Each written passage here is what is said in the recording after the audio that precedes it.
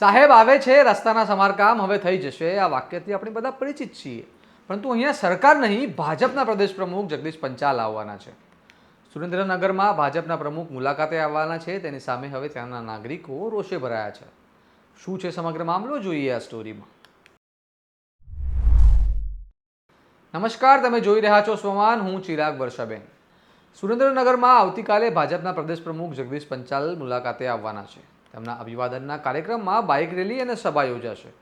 તે કાર્યક્રમના અનુસંધાને બાઇક રેલી માટે વટવાણ બસ સ્ટેન્ડથી ત્યાંની એક કોલેજ સુધી રૂટ નક્કી કરવામાં આવ્યો છે અને તે રૂટના રસ્તાનું તાત્કાલિક સમારકામ કરવામાં આવતા સ્થાનિકો રોષે ભરાયા છે.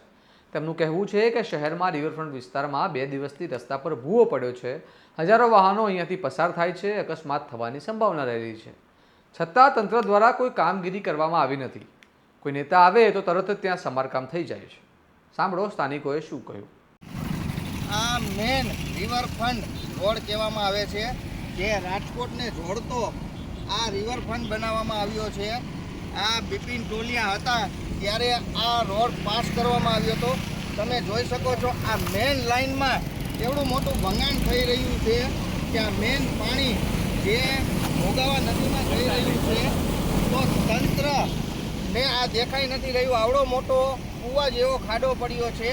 સવારમાં આ વિસ્તારના લોકોનું કેવું એવું છે કે એક કૂતરું પણ અંદર વયું ગયું, છતાં હજી લગીનમાં તંત્ર કોઈ કામગીરી કરવા નથી આવી રહ્યું, નથી કોઈ જોઈ રહ્યું.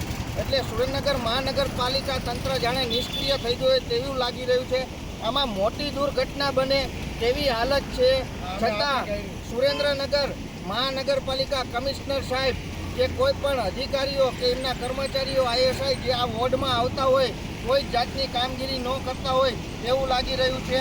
આ એવડો મોટો રોડ ઉપર ભૂવો પડ્યો છે કે કુંડીના ઢાંકણા પણ અંદર ઘૂસી ગયા છે અને એક સવારમાં કૂતરું પણ અંદર કરી ગયું.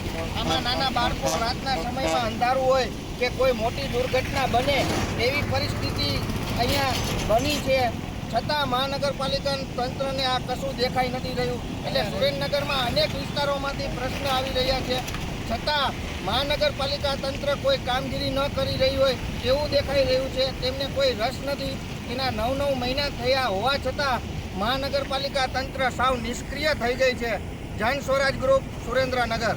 નેતાઓનું કોઈ જિલ્લાની કે વિસ્તારની મુલાકાત લેતા જ ત્યાંના ખરાબ હાલતમાં રહેલા રસ્તાઓનું સમારકામ થતું હોય છે. નાગરિકો સુવિધાથી વંચિત રહે તેનો વાંધો નહીં, પરંતુ નેતાઓને વાસ્તવિકતા ન દેખાવી જોઈએ. આ અધિકારીઓના ભ્રષ્ટાચાર વિશે તમે શું કહેશો, અમને કમેન્ટ કરીને જણાવો. અને આવા વિગતવાર અહેવાલ અને તમારા સ્વમાનની વાત તમને પસંદ હોય તો તમારા સ્વમાનની ચેનલને સબસ્ક્રાઇબ કરવાનું ભૂલતા નહીં. આ વિડીયોને વધુમાં વધુ શેર કરો અને જોતા રહો તમારું સ્વમાન. નમસ્કાર.